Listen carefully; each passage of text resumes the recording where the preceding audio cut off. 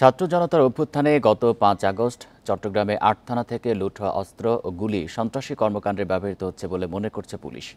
৫ দিন আগে সাতকানিয়ায় গণপিটুনিতে জোড়া খুনের সময় ঘটনাস্থল থেকে উদ্ধার একটি পিস্তল থানার লুণ্ঠিত অস্ত্র বলে শনাক্ত হয়। লুণ্ঠিত ১৬১টি অস্ত্র গত ৭ মাসেও উদ্ধার করতে পারেনি চট্টগ্রামের পুলিশ।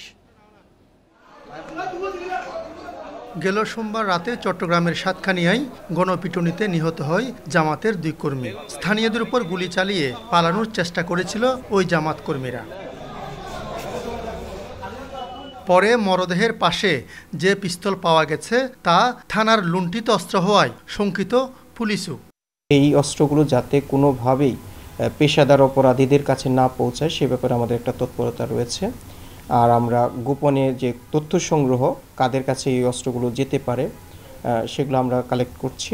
পুলিশ বলছে গত ৫ আগস্টের অভ্যুত্থানের সময় নগরের ৮ থানা ও ফাঁড়ি থেকে লুট হয় ৩০০ পিস্তল সহ মোট ৯৪৮টি অস্ত্র ও ১২,০০০ গুলি। সাতকানিয়ায় সোমবার উদ্ধার পিস্তলটি ছিল ব্রাজিলিয়ান টরাস TAH মডেলের। ৬ ইঞ্চির ছোট এই পিস্তলে 2টি ম্যাগাজিনে রাখা যায় ১৭ রাউন্ড গুলি। এই পিস্তল নগর পুলিশের কোতোয়ালি থানা থেকে লুট হয়েছিল বলে বডি নাম্বার মিলিয়ে নিশ্চিত হয় পুলিশ।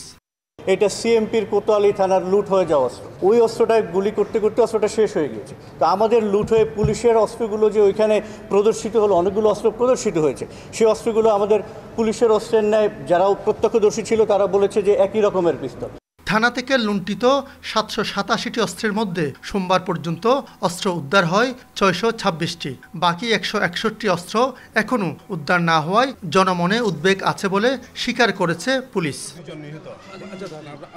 আলমগীর সবুজ, ইন্ডিপেন্ডেন্ট নিউজ, চট্টগ্রাম।